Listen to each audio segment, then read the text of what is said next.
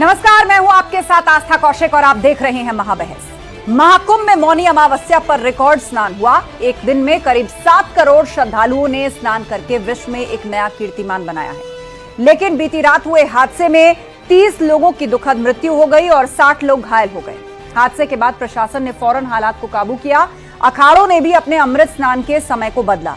मुख्यमंत्री योगी से लेकर प्रधानमंत्री मोदी तक सभी पल पल की अपडेट लेते रहे। लेकिन हादसा कैसे हुआ, क्यों हुआ, पूरे घटना की इनसाइड स्टोरी क्या है, महाकुंभ में करोड़ों की भीड़, अफवाह और हादसे का आखिर सच क्या है, हर पहलू पे आज चर्चा करेंगे। साथ ही हादसे के बाद स्थिति सामान्य होने पर कैसे एक दिन में श्रद्धालुओं ने स्नान करके नया कीर्तिमान भी बनाया, वो आंकड़ा भी बताएंगे। पहले ये रिपोर्ट देखिए।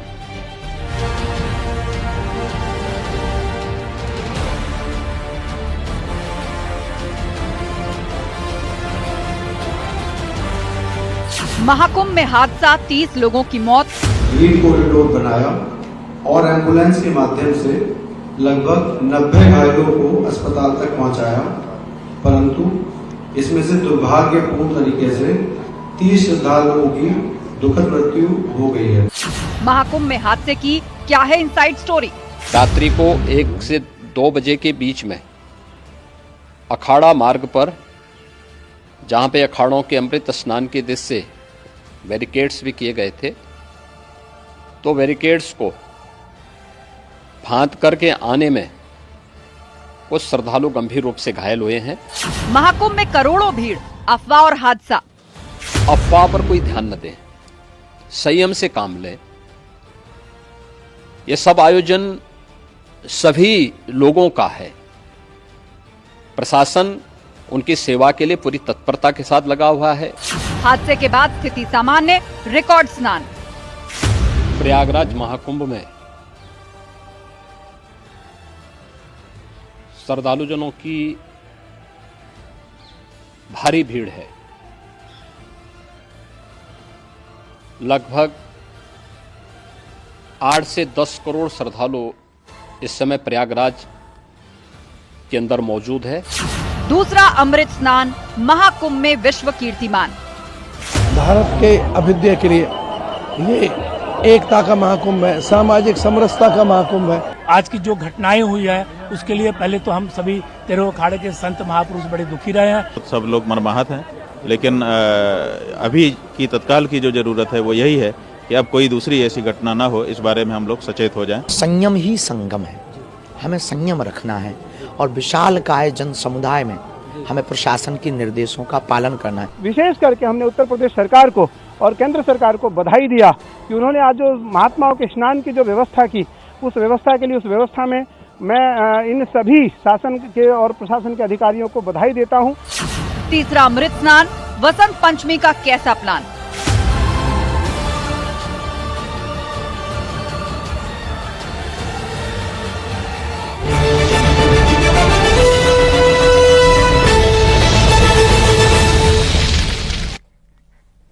और वक्त है महाबहस के सवालों का, जिन पर फोकस है आज की पूरी डिबेट। तो पहला सवाल आपके सामने रखने जा रहे हैं, महाकुंभ हादसे की क्या है इनसाइड स्टोरी। एक एक करके आपको बताएंगे वो तमाम तथ्य जो इसके बाद निकल करके सामने आए हैं। कैसे हुआ आखिर ये हादसा, बैरिकेड्स कैसे टूटे, वो सब कुछ आपके सामने रखेंगे। और साथ ही अब इसके आगे जो अगला अमृत स्नान आने जा रहा है, यानी वसंत पंचमी, उसका प्लान क्या है वो भी आपको विस्तार से बताएंगे। और चर्चा के लिए हमारे साथ गेस्ट पैनल जुड़ चुका है। हमारे साथ आलोक अवस्थी जी हैं, बीजेपी प्रवक्ता, आचार्य शैलेश तिवारी हैं, हिंदू धर्मगुरु, डॉक्टर परमवीर हैं हमारे साथ, राजनीतिक विश्लेषक, और साध्वी विश्वरूपा जी हैं, हिंदू धर्मगुरु। आप चारों का बहुत बहुत स्वागत है इस शो पर। तो शुरुआत आलोक अवस्थी जी आपसे कर रहे हैं। आलोक जी, शाम होते होते जो आंकड़ा सामने आया है, 30 लोगों की मृत्यु हो गई है और करीब 60 लोग घायल हैं। जो स्थिति बीती रात वहां पर बनी है उसके बाद, और कहा जा रहा है कि घायलों का उपचार किया जा रहा है, ग्रीन कॉरिडोर बनाया जा रहा है। तो अब जो श्रद्धालुओं के बीच में चर्चा है वो ये कि अब क्या बदला है व्यवस्थाओं में, कि पहले से ज्यादा अब क्या चेकिंग होगी, या जो लोग वहां पर आ रहे हैं रिकॉर्ड संख्या में पहुंच रहे हैं तो उनको किन बातों का ध्यान रखना है, अब सरकार किस तरह के कदम उठा रही है, आप क्या कहकर आश्वस्त करना चाहेंगे जनता को? देखिए, पहली बात तो जो भ्रम का वातावरण फैलाया जा रहा है उसको स्पष्ट करना आवश्यक है कि अमृत स्नान की तिथियों में वीवीआईपी गेस्ट का आना और उनकी व्यवस्था में पुलिस का लगना, जबकि यह पूरी तरह से मिथ्या है, झूठ है। और इसके लिए कोई तथ्य नहीं है। 1954 में प्रधानमंत्री तत्कालीन नेहरू जी थे, अमृत स्नान के दिन चले गए थे, 1000 लोग मर गए थे। कांग्रेस ने कहा था भिखारी मर गए, लेकिन उसके बाद से एक नियम बना है उत्तर प्रदेश सरकार का कि अमृत स्नान की तिथियों में कोई भी वीवीआईपी का आना प्रतिबंधित है। जिनको वीवीआईपी पास इश्यूज है उनके पास भी निरस्त माने जाएंगे। तो ये जो भ्रम फैलाया है विपक्ष ने, यह गलत है, दुर्भाग्यपूर्ण घटना हो गई है। हमें इस बात का दुख है। माननीय मुख्यमंत्री जी तमाम उस मामले को आपके सामने उन्होंने जब बताया तो भावुक थे और वो मर्माहत थे, और सारी व्यवस्था करने के बाद भी यह घटना हो गई है। और इसकी मीमांसा हर व्यक्ति को करने का अधिकार है, लेकिन सरकार ने अपनी तरफ से पूरी व्यवस्था करी है। हमने मरमाहत जो हमारे मुख्यमंत्री जी ने कहा है 25 लाख रुपए की हम जो उनके दिवंगत के जो उनके आश्रित है उनको देंगे, और एक इस तरह की घटना दोबारा कभी ना होने पाए इसके लिए एक न्यायिक आयोग बनाया है। हम उसके लिए प्रबंध करेंगे, लेकिन वहां पर व्यवस्थाओं की कोई कमी नहीं है। वहां पर 75,000 से अधिक जो है पुलिस के, एसडीआरएफ के, एनडीआरएफ के, पीएससी के, पैरामिलिट्री फोर्स के, एसटीएफ के, एटीएस के, और यहां तक कि एनएसजी के कमांडो भी 100 वहां पर जो है पोस्टेड है। और हम लगातार वहां पर 1000 पैरामेडिकल और डॉक्टर्स की टीम वहां पर जो है वहां पर मौजूद है। कल की दुर्घटना होने के बाद तुरंत वहां पे जो है एम्बुलेंस की जो व्यवस्था करी गई थी, 50 एम्बुलेंस लगातार जो है लोगों को ला रही थी, ले जा रही थी। 90 घायलों को लेकर के वो स्थल पे आए, सारे डॉक्टर्स इमीडिएट लगे, ज्यादातर लोगों की जान बचाई गई। लेकिन दुर्भाग्य पूरे दिन भर प्रशासन की तरफ से ये अपील की जाती रही, और हम भी बतौर मीडिया चैनल सभी मीडिया हाउसेस जो हैं ये अपील कर रहे हैं कि भाई किसी अफवाह पर ध्यान ना दें, क्योंकि जब अचानक से भीड़ आती है तो वो कहते हैं ना कि वो मॉब का कोई चेहरा भी नहीं होता, और कहां से आवाज उठी, कहां से कोई खबर आई या नकारात्मकता आई, उसके पीछे मॉब जो है वो हो लेती है। तो इस सोर्स के बारे में क्या बताना चाहेंगे कि आखिर क्या अफवाह उड़ी, ये नकारात्मकता कहां से आई? लोगों का कहना है कि जो प्लांटून पुल थे उनको बंद रखा गया, उसके बैरिकेड्स को तोड़ने की कोशिश की गई। तो ये बहुत सारी चीजें हैं, वहां लोग सो रहे थे, उसके ऊपर से भीड़ गुजरी, कोई कह रहा है कि टॉयलेट का दरवाजा टूट गया। क्या हुआ? नहीं, ये सारी कोई भी घटना नहीं है। देखिए, भीड़ को नियंत्रित करने का पुलिस के पास पूरा फुल प्रूफ प्लान है।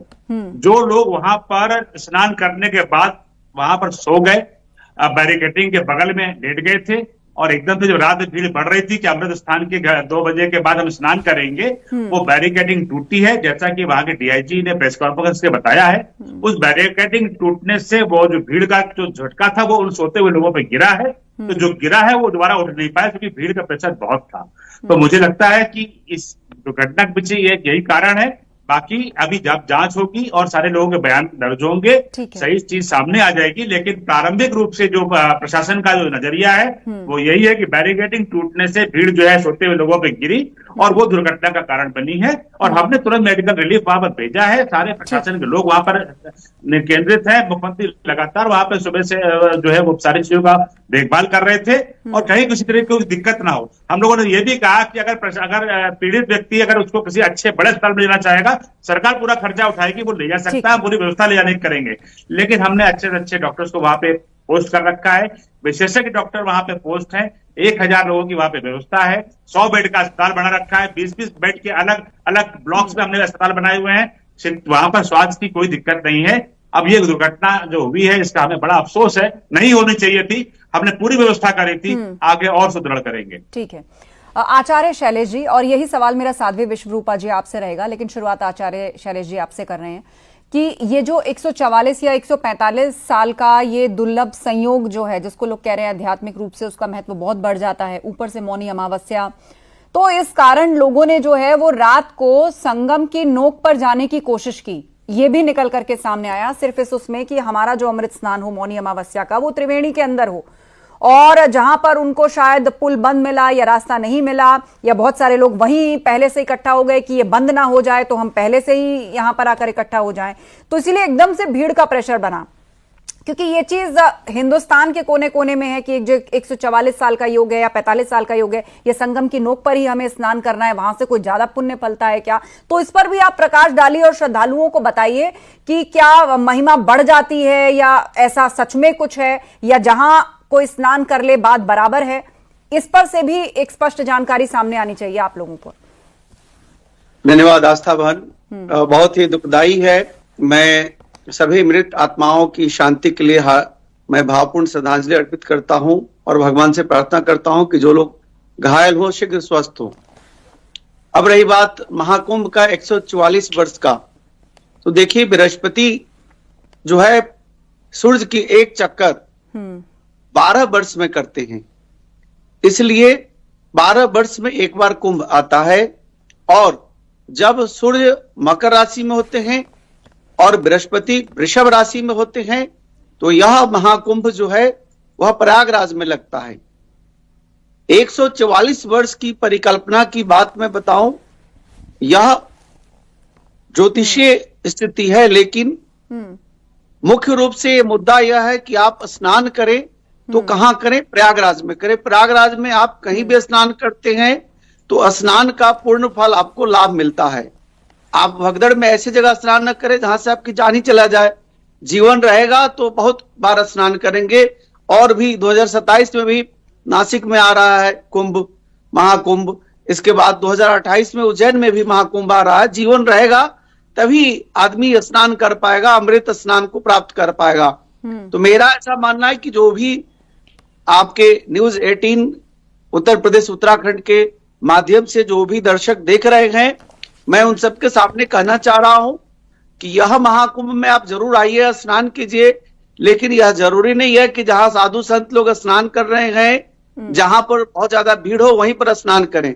स्नान करना है। पूरे प्रयागराज की स्थिति है, जिस समय अमृत की बूंदें गिरी थी, कोई धरती का वासी नहीं देख पाया था कि वह बूंदें कहां गिरी थी। वह सिर्फ यही हमारे यहाँ जो पौराणिक मान्यता और हमारे यहाँ जो शास्त्रीय विधि और कहानियां हैं, वह यही है कि प्रयागराज में अमृत के बूंदे गिरी थी। और पूरा प्रयागराज पवित्र स्थान है। यहाँ पर माँ गंगा, माँ जमुना कहा गया है प्रयागराज को। माँ गंगा, माँ जमुना, माँ सरस्वती, ये तीनों का संगम स्थान है। तो यहाँ पर आप कहीं भी स्नान करते हैं। और ये बात हर एक श्रद्धालु को समझना बहुत जरूरी है कि आप जिस भी घाट पर हैं वहां स्नान करें। त्रिवेणी संगम का जल है जो चारों तरफ है, हर तरफ है। आप जिस भी घाट पे हो वहीं स्नान करें। ऐसा नहीं है कि कहीं पुण्य कर्म या पुण्य फल ज्यादा हो जाएगा या कहीं की महिमा बढ़ जाएगी तो कहीं की कुछ कम रह गई। जहां साधु संत अखाड़े हैं वहीं से आपको कोई ज्यादा पुण्य फल मिलेगा। साध्वी विश्वरूपा जी, ये बातें आप लोग जो हैं वो बेहतर समझा सकते हैं श्रद्धालुओं को। निश्चित रूप से आस्था जी, प्रथम तो जो दिवंगत आत्माएं हैं उनको सच्ची श्रद्धांजलि है। और जो घायल है वो भी ईश्वर से यही प्रार्थना है कि बहुत जल्दी ठीक होकर वो मेले का, इस आयोजन का आनंद ले। और एक बात, कहावत है हमारी बहुत पुरानी कि वार से बड़ा त्योहार, परंतु त्योहार से बड़ा है व्यवहार। जब आदमी कहीं ऐसी जगह होते हैं तो उसे संयम बरतना चाहिए, उसका व्यवहार वहां प्रदर्शित होता है। देखिए जब आप, क्योंकि वहां हम एक आस्था के विषय से गए हैं, वहां हम पुण्य की खोज में गए हैं, ईश्वर की खोज में गए हैं। अगर वहीं हम संयमता नहीं बरतते हैं, व्यवस्था पर ध्यान नहीं देते हैं, तो मुझे नहीं लगता कि वहां जाने का कुछ फायदा है। और एक दूसरी और बात है कि मन चंगा तो कटौती में भी गंगा। बिल्कुल, बहुत सारे लोग हैं। देखिए मैं मानती हूं कि पूरे विश्व में ऐसे जो राष्ट्र हैं उतनी जनसंख्या आज कुंभ में रही है। एक पूरा राष्ट्र आप कह सकते हैं कि कुंभ में था। और प्रशासन, मैं स्वयं वहां गई थी, मैं स्वयं अभी पीछे होकर आई हूं, तो मैंने व्यवस्था देखी है, मैंने इसकी सरकार की व्यवस्था देखी है, प्रशासन का भी देखा है। सब कुछ बहुत अच्छे तरीके से व्यवस्थित है। परंतु जो हमारे एक वो कहते हैं ना कि लोगों के विचार हैं कि मैं पहले, तो मैं तो फिर अपने जनमानस से कहना चाहूंगी अपनी सुरक्षा स्वयं करें, थोड़ा सा प्रशासन का सहयोग करे। क्योंकि मैं अभी सुबह से एक ही बात कह रही हूं हर चैनल पे कि वहां आस्था का विषय है, प्रशासन आपके साथ ज्यादा कड़ाई से पेश नहीं आ सकता है। वहां आपको अवश्य साथ देना होगा। और निश्चित रूप से ये 45 दिनों का एक महा आयोजन है, तो आप कभी भी स्नान करें, किसी भी स्थान पर स्नान करें। जैसे हमारे भ्राता श्री ने बोला है कि वहां अमृत की जो बूंदें पड़ी हैं वो पूरे ही संगम में है। वो आप कहीं भी स्नान करेंगे तो पूर्ण रूप से आपको वही पुण्य प्राप्त होगा। जी बिल्कुल। और मुझे लगता है कि आप लोग चूंकि आध्यात्मिक उससे आते हैं, पृष्ठभूमि से आते हैं, लोगों के साथ आपका इंटरेक्शन रहता है, और आप जब इस तरह की बातें लोगों को बताएंगे तो ज्यादा दूर तक ये मैसेज जाएगा कि 144 साल का संयोग या ये महाकुंभ तो 12 साल में फिर मिलेगा, अगले 6 साल में कुंभ फिर मिलेगा। जीवन रहेगा तो ही ना आप पुण्य प्राप्त कर पाएंगे। और पुण्य कहीं ज्यादा मिलता है, कहीं कम मिलता है, ऐसा तो नहीं है। पुण्य तो पुण्य है, पुण्य तो पुण्य है। परमवीर जी, आपको चर्चा में लाना चाहूंगी कि इंपॉर्टेंट ये भी है, महत्वपूर्ण ये भी है कि कोई घटना घट गई, अब आगे उसका मैनेजमेंट कैसे होता है। जिस भी कारणवश घटना घटी उसके आगे अब फौरन कार्रवाई कैसे होती है, घायलों को कितनी जल्दी अस्पताल तक पहुंचाया जा सकता है, वो जो हुआ वहां पर भगदड़ की स्थिति उसको कितनी जल्दी शांत कराया जा सकता है। तो उस लिहाज से अगर देखा जाए बीती रात जो कुछ भी हुआ, तो मैनेजमेंट के लिहाज से जो दावे किए गए थे कि विश्व स्तरीय सुविधा या देश विदेश से कोई भी यहां पर आए हर स्थिति से निपटने के लिए तैयार, तो उस पैमाने की बात करें तो इस घटना का जो मैनेजमेंट था वो कैसा रहा? आस्था जी, देखिए पहली बात तो कुंभ के साथ कुंभ का पर्यायवाची कहा जाएगा कि लोगों का भीड़ बहुत आती है। हमने बचपन से देखा था कि फिल्मों के पृष्ठकथा ही इस पर होती थी कि दो भाई या दो बहनें कुंभ के मेले में बिछड़ जाते हैं। कुंभ के साथ में करोड़ों लोगों का आना शुरू से रुका हुआ है। यहाँ पर डॉक्यूमेंट्रीज बनी है इसके ऊपर, नेशनल ज्योग्राफिक या डिस्कवरी का डॉक्यूमेंट्रीज है जो दिखाते हैं वहां पर। यहाँ पर ये बात भूलने योग्य नहीं है बिल्कुल भी। इंग्लैंड, फ्रांस, जर्मनी, पोलैंड और चेकोस्लोवाकिया 5 देश यूरोप के, यानी कि लगभग 40% भूभाग, इतनी आबादी जितनी 5 देशों में है वो इस समय कुंभ में इस समय भी है, लगभग 27-28 किलोमीटर के एरिया के अंदर। वहां पर जो मैनेजमेंट की जा रही है वो वर्ल्ड क्लास ही है। वहां तो तमाम तरीके हैं, मैं सरकार का प्रवक्ता नहीं हूं, लेकिन वो तमाम तरीके की चीजें टीवी पर आ रही है, दिखाई जा रही है, और इतने लोगों को कंट्रोल करना आसान नहीं है वहां पर। कुंभ मेले में इस बात की सबसे अच्छी बात हुई है, मेरी लोगों से बात भी हुई थी, पहले के टाइम में कुंभ मेले में सबसे बड़ी प्रॉब्लम और एक बेसिक प्रॉब्लम होती थी वो आपकी सुबह का नहाना धोना। इतनी व्यवस्था खराब हो जाती थी कि आधे लोगों को इस वजह से भी कुंभ में ना जाने का मन करता था या वहां जाकर इस चीज की व्यवस्था देखनी पड़ती थी, जो बहुत सुधार में है। और एक किसी शायर ने बड़ा अच्छा कहा है, यहाँ पर कोट करने योग्य है वो बात, हजारों साल नरगिस अपनी बेनूरी पे रोती है, बड़ी मुश्किल से होता है चमन में दीदावर पैदा। दीदावर माने कि जो वो व्यक्ति जिसके पास फोरसाइट हो। कुंभ मेले के लिए कल का जो आज के लिए मतलब लगभग 300 स्पेशल ट्रेन चलाई जा रही, बहुत से रूट डाइवर्ट किए गए हुए थे, बहुत सी फ्लाइटें चलाई जा रही थी, बहुत सारी पुलिस फोर्स वहां लगाई हुई है। सरकार के पास इतनी फोरसाइट है कि इतनी जनसंख्या आने वाली है तो उनके लिए क्या क्या जरूरतें होने वाली है, उन सब चीजों का वहां पर पहले से व्यवस्था की गई है। तो इसके सरकार की मंशा के ऊपर या पुलिस प्रशासन की मंशा के ऊपर क्वेश्चन मार्क उठाना, ये अपनी बुद्धिमत्ता के ऊपर क्वेश्चन मार्क उठाने जैसा हो। क्योंकि हमारे घरों में भी हमने देखा है कि अगर छोटे मोटे शादी ब्याह के फंक्शन होते हैं वहां पर भी अव्यवस्था हो जाती है। तो ये बड़ी जनसंख्या को कैटर करना और सुगमता से कैटर करना उनकी पीठ थपथपाने के लिए है। और देखिए ये बुरी बात है, मेले के साथ में बहुत सारे घटनाएं हुई नहीं है पूर्व, उनसे सीखकर उन व्यवस्थाओं को ठीक किया जाए। हर बार कुंभ मेले में कुछ व्यवस्था सुधारी जाती है, तो इस बार भी सुधारी गई है वहां पर। ऐसा नहीं है कि केवल क्वेश्चन मार्क खड़ा करके सिर्फ सिस्टम को कोसना हमारा काम नहीं है, सिस्टम का या अफवाह फैलाना हमारा काम नहीं है। सिस्टम को सुचारू रूप से चलाए रखना ये सरकारों का काम है और जनता का काम भी इसमें सहयोग करना ही है। ठीक है, और करना बस इतना ही है कि केवल नियम फॉलो करना है। मेला क्षेत्र में जो नियम है, जिसके चलने का जहां रास्ता बनाया जाता है, लगातार वहां पर अनाउंसमेंट होती है कि आप कहां रुक जाइए या कहां से आप चलना शुरू कर दीजिए, उन नियमों का पालन करना है।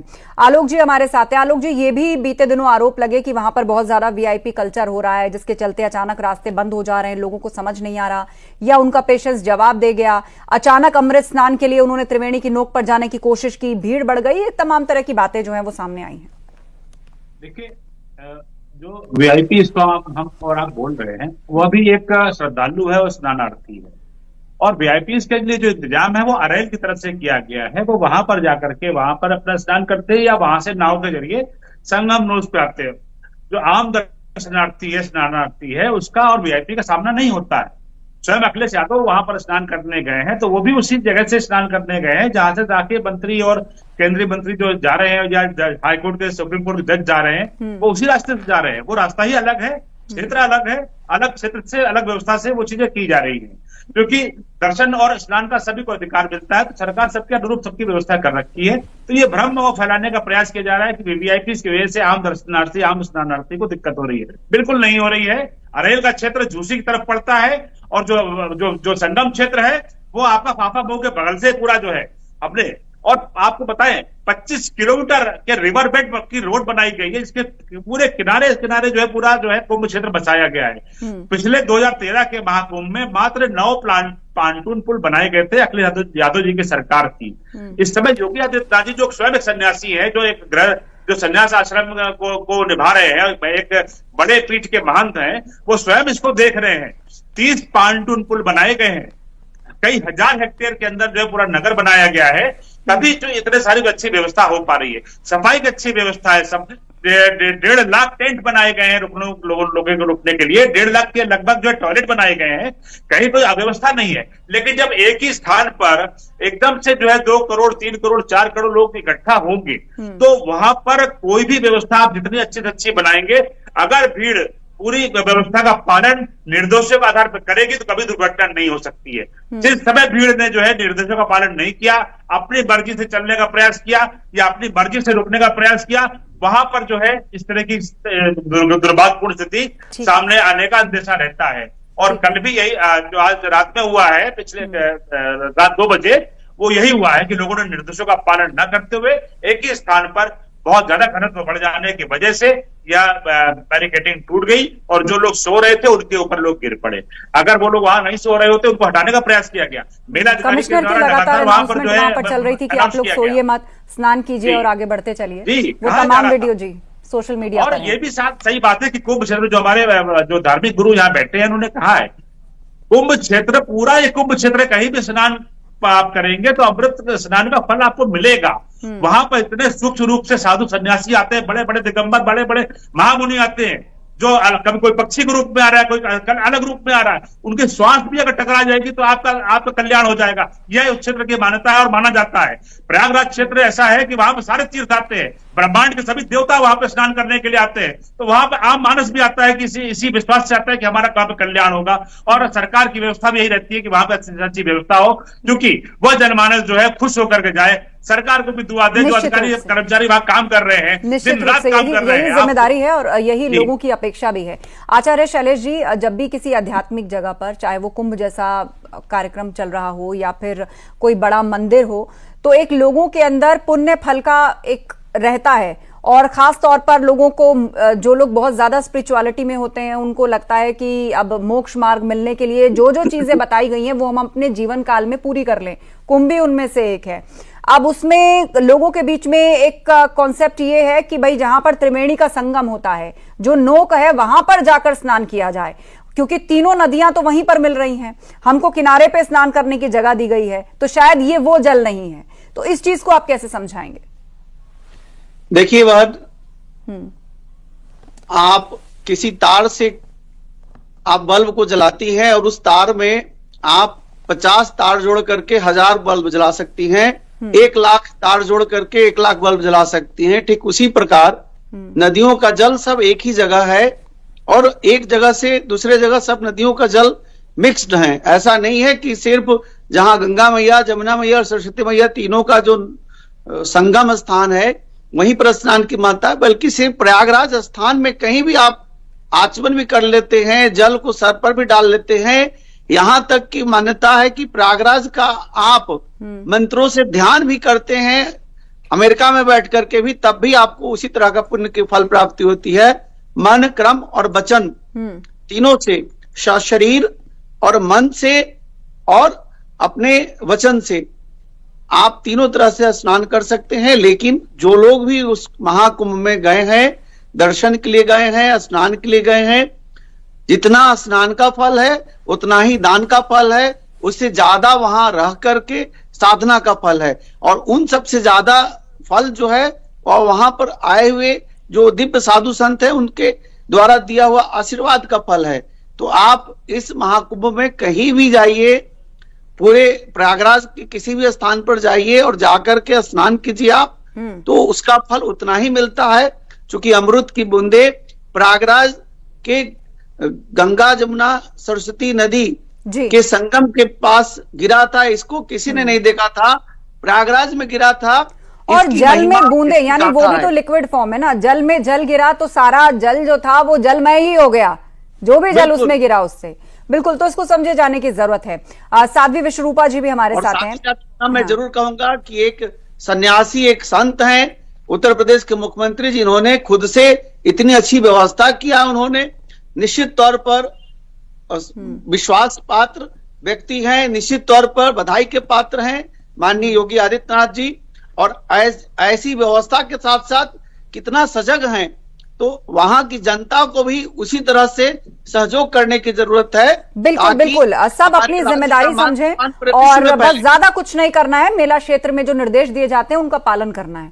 साध्वी विश्वरूपा जी भी हैं। साध्वी जी, मैं देख रही हूँ कुछ ऐसी भी तस्वीरें हमें मिल रही हैं अलग अलग स्टेट से। जैसे मैं आपको उदाहरण देना चाहूँ, मध्य प्रदेश से हमने एक ऐसी तस्वीर देखी कि ट्रेन जो थी प्लेटफॉर्म पर रुकी। ट्रेनों में क्योंकि भारी भीड़ है, बड़ी संख्या में लोग पहुंच रहे हैं, जो जैसे साधन का उपयोग कर रहा है, चाहे वो बस स्टैंड्स हो, चाहे रेलवे स्टेशन हो, एयरपोर्ट्स में, आप देखिए इतनी भारी भीड़ ट्रेनों के अंदर कि जिस प्लेटफॉर्म पर ट्रेन रुकी अंदर बैठे यात्रियों ने गेट लॉक कर लिए, क्योंकि अंदर पहले से ही इतनी खचाखच भीड़ थी, वो चाहते नहीं थे प्लेटफॉर्म से और लोग चढ़ जाएं। तो कुल मिलाकर लोगों के अंदर कुंभ में डुबकी लगाने को लेकर जो जबरदस्त उत्साह है, शायद उन्हें लग रहा है कि ऐसा संयोग उनके जीवन काल में दोबारा नहीं आएगा। तो इस लिहाज से भी उनको समझाने की जरूरत है। साध्वी विश्वरूपा जी। जी बिल्कुल सत्य बात है, क्योंकि जो महाकुंभ 144 वर्षों के बाद लग रहा है, इसमें कोई दो राय नहीं है कि वहां प्रत्येक व्यक्ति आना चाहता है और आना भी चाहिए। बिल्कुल। परंतु फिर बार बार कह रहे हैं कि व्यवस्था का ध्यान रखे, मानवता का ध्यान रखे। आज अगर मौनी अमावस्या है तो उसके महत्व को समझे। मौनी अर्थात मन, मौनी अर्थात मौन, अपने मन में परिवर्तन लाए कि हमें कैसे संयम रखना है, कैसे बदलाव लाना है। कहा जाता है यत्र पिंडे तत्र ब्रह्मांडे। तो जहां आप हैं, जिस स्थान पर आप हैं, और निश्चित रूप से आइए, क्योंकि आज अब ऐसा शायद इस जन्म में दोबारा हमें ये ना मिले। मैं भी कहती हूँ ये बात, इसमें कोई दो राय नहीं, कोई लोगों को डरने की जरूरत नहीं है, परंतु प्रशासन के सहयोग से चले, सबके साथ से चले। नियम बनाए ही इसीलिए जाते हैं ताकि सबकी सुरक्षा रहे और सबकी सुविधा रहे। और बिल्कुल बिल्कुल आस्था जी, एक बात कीजिए, अगर जब आप त्रिवेणी की बात कर रहे हैं, आप स्वयं बताइए कि जल को क्या रोक सकते हैं आप? अगर जल कहीं डाल दिया गया है, कहीं पर है, तो ऐसा हो सकता है कि कहीं वो मिक्स ना हो। वो तो बहता जल तो प्रत्येक पूरे प्रयागराज में ही संगम है। बिल्कुल। तो और अध्यात्म के साथ बस इन तथ्यों को लोग समझ लें और नियमों पर चलें तो ऐसे बड़े हादसों से बचा जा सकता है। और सबसे अहम बात ये कि अफवाहों पर ध्यान ना दें और नकारात्मक बातों पर बिल्कुल ना जाएं। प्रशासन जगह जगह पर है, उनसे कंफर्म रिकन्फर्म जरूर करें चीजों को। बहुत धन्यवाद आप सभी लोगों का इस चर्चा में शामिल होने के लिए। तो श्रद्धालुओं के आज के स्नान ने विश्व में एक नया कीर्तिमान बनाया है, लेकिन रात हुए हादसे में 30 लोगों की दुखद मौत हुई और 60 लोग घायल हो गए। हालांकि प्रशासन ने फौरन हालात को काबू भी कर लिया, जिसके बाद अखाड़ों ने भी अपने स्नान के समय को बदला। मुख्यमंत्री से लेकर प्रधानमंत्री तक सभी पल पल की अपडेट लेते रहे। कुल मिलाकर महाकुंभ में करोड़ों लोगों की भीड़, अफवाह और हादसे का जो सच था उसके पीछे आगे ऐसी घटनाएं ना हो, उसके लिए लोगों को भी निर्देशों का पालन करना जरूरी है। और प्रशासन भी समय समय पर भीड़ का आंकड़ा देखते हुए अपनी रणनीति को बार बार एक बार जैसे कहा जाता है कि रिहैश करता रहे, जिसके कारण इस तरह के हादसे ना पेश आए। महाबहस में इतना ही। खबरें जारी हैं, आप बने रहिए हमारे साथ।